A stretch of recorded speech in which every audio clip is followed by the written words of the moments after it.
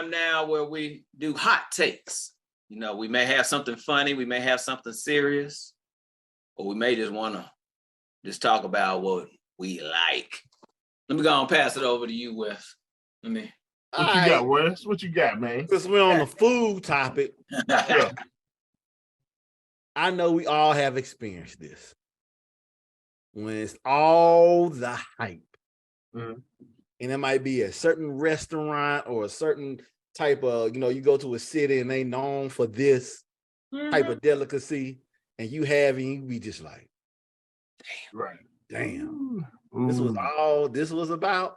So I'm talking about overrated foods, overrated restaurants. There's something that you have that somebody said that is so great. And all the message said so great, they got lines, but you have it, and it's like, I would have got something. I'm gonna get in trouble for this. Don't get me started. All right, G. Since you gonna get in trouble, G, we're gonna go right with you, G. I feel you, G. Ooh.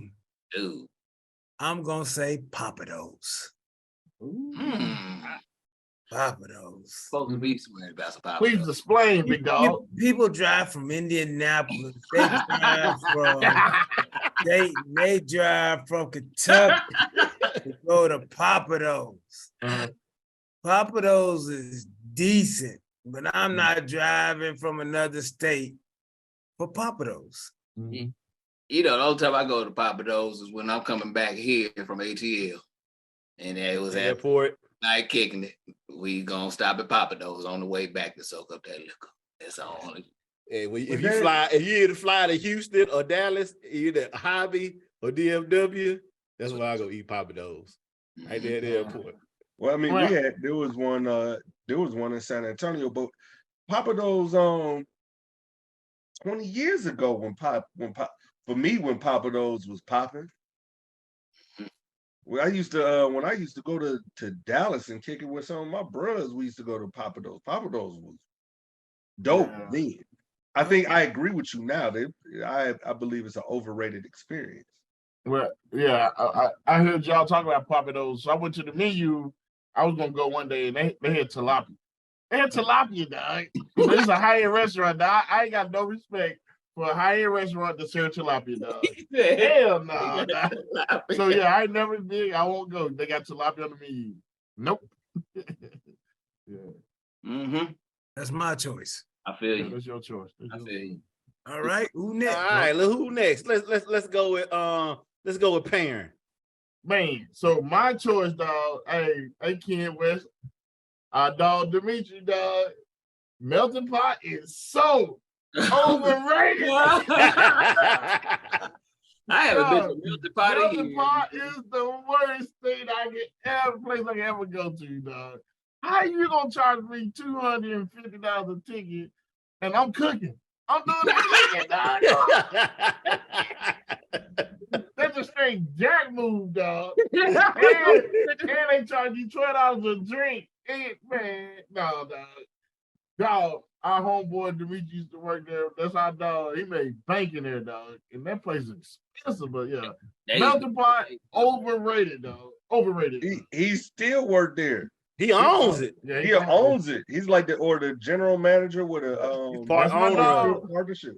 Yeah, he worked. Hey, he earned it. He's been there for years, but dog, I can't do it, dude. It's overrated, man. They give you what? They give you 7 ounces of steak to split between 2 people. They give you chicken. They give you they give you a breast cut in half. You got to cook it and split. Man, get out of here, man. And that bill was $200, dog. And I ain't paid for it, but no. Nope. All right, Scott. I hope I don't take this from you because you probably think like I do. And I passed this mug today, and I just happened to look back, and I saw the damn line. And I like to talk about Black history any damn way. I know. They got Nashville hot chicken all over the world. Nashville hot chicken started in Nashville, Tennessee with Prince's hot chicken. Yes, sir. You know what's overrated, though? What's overrated? Hattie B. Had to be. I get sick and tired of folks coming all the way from wherever and they want some Nashville hot chicken and they decide to go to Hattie B's and get Yes, some sir. tenders. Why don't they go to the spot, try to put an order in and wait 3 and 4 and 5 hours like I did to get the greasiest piece of leg quarter that does not accept credit card? Yes. You know, that's what what Antioch does. well, yeah, they do now. They, you know, I was always going to the one on Dickerson. Yeah, yes, the OG, it's closed now.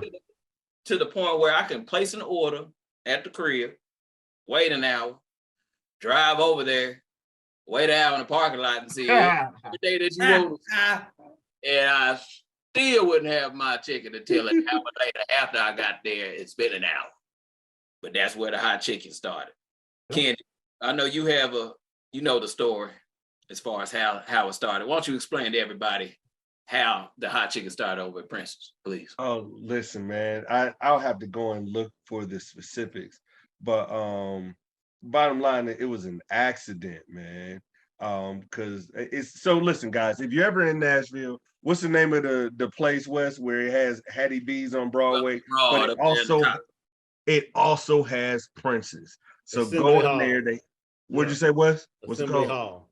Yeah, up at the Assembly top Hall? of that Broadway area where Convention Center. Assembly Hall. It's Assembly So Hall. go there and read the story. Bottom line, the owner, he was messing off on his old lady, man. And you know, this was her getting him back.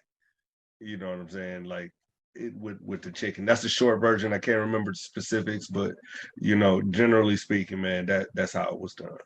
You know, Kroger even sells the hot chicken seasoning. Is it Prince's? Nah. No. It's Kroger brand. They sell a Kroger brand hot chicken seasoning. It's a big deal. They got it down here on the fish and stuff down here in Florida. Well, man, they got it. They've been having Nashville hot chicken here. I done had people ask me, man, was this a big thing? I said, man, I never even went to Prince's. And that's, you know what I'm saying, when I was there. I was like, I mean, people went, but it wasn't, I said, it wasn't Mighty Chicken. That's one thing. It wasn't Buffalo Express. The reason why they so popular, Scott, back in the day, E! Entertainment Television used to do a show real late at night. And they used to go to places where people go after they left the club. Prince's Chicken stayed open to 4 or 5 in the morning. So everybody used to go all the Dixon Road and wait in that line, like you said, 4 or 5 in the morning. And that dude went there and he like, man, I like hot food. They're like, you ain't gonna like this shit. And he said, yes, I will. And that woman cooked that man that hot chicken right there. And he was just, wow. And so that's what blew them up real big after that show. Called Up All Night. And that was the only thing that was getting on Dickerson. But anyway. I will say exactly. And then they blew up, man. I bought a house in the area, and so I was like, man, I'm gonna eat what the locals eat. So I went there. My wife at the time, she wanted mild, and I said, I want mild. The mild is hot, bro. Yeah. She cussed me out. She said, don't you ever bring that shit in here. Now, when you got the food, the bag was greasy. When you get a greasy brown paper bag, you had a good spot. I brought that shit to the house, dog. She cussed me out. Don't you ever bring that shit in my house. Close your heart. Yeah, that shit was hot. And last thing I'll say about this, and I'm not 100%, but it's my understanding that somebody from over there attempted to take a little bit of that recipe over to where the long line is, and that's how. Rumor has it, So rumor has it that he sold the recipe. He supposed to cook the chicken for one of the popular restaurants downtown, and they stole the recipe. Anyway, but yeah. All right, Ken.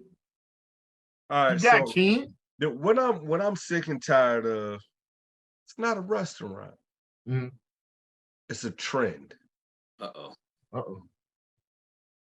Them weak ass charcuterie boards. Can y'all please stop putting these things together, man? This ain't nothing but some cheese and some crackers and some grapes and some wine. And y'all act overrated.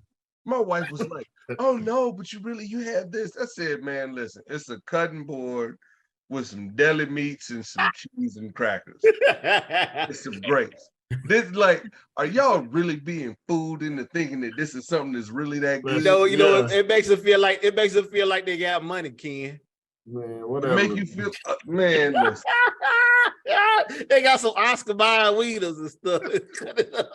when somebody went and got you, they cut you up some sandwich meat and put it on the tray, and now you think you fancy, huh? Fancy, Yeah. huh? We actually made it this past year on New Year's Eve. Lucy did.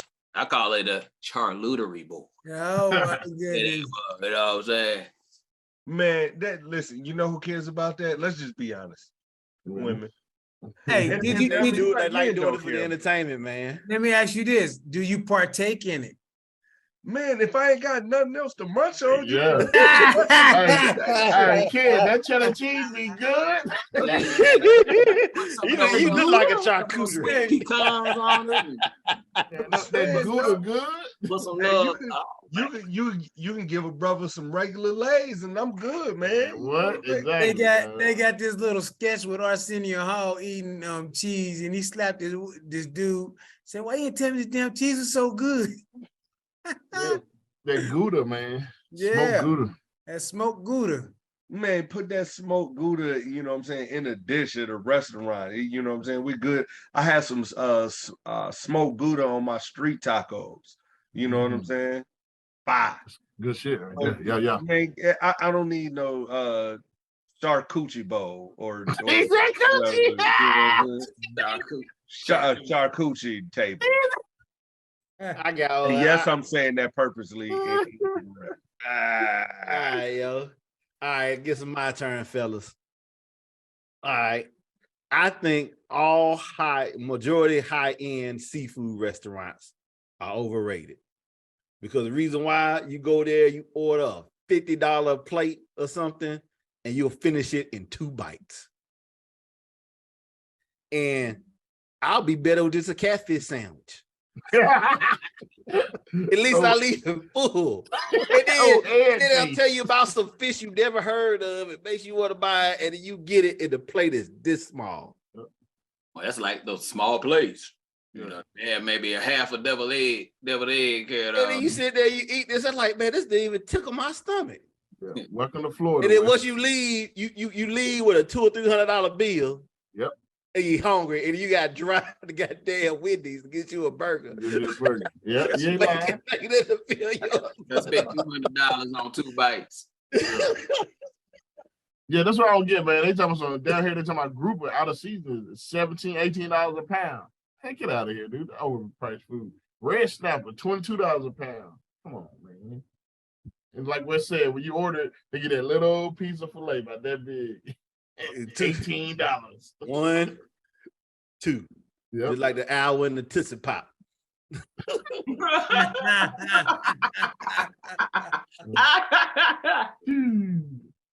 Thank you again to our viewers. If you just watched this and you like what you're watching, go ahead and hit that like button and hit that subscribe and then that bell so you'll get reminded when another one comes out. If you want to catch us on Instagram, TikTok, as well as Facebook, find us on the Urban Retrospect. We're also on Twitter at Retrospect1619.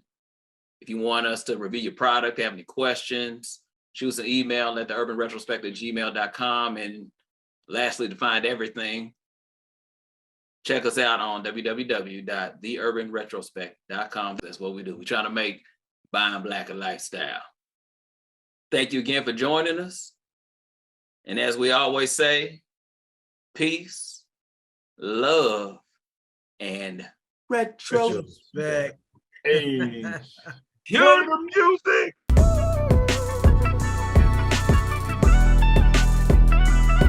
What you got? And mine is not a particular restaurant. It's not a particular restaurant, but types of restaurants. Mm-hmm. I think the majority of high-end seafood restaurants. And you know why? Because you'll go there, eat, and your ass will still leave hungry. Okay, hey, before you go, let's start all over again and then watch the ass and the FUCK. there, man. You cursing your behind off. So I now know it's- you angry and shit, man. What's Yeah. wrong with you? So well, let's do it in 3, 2, 1. King Cobra.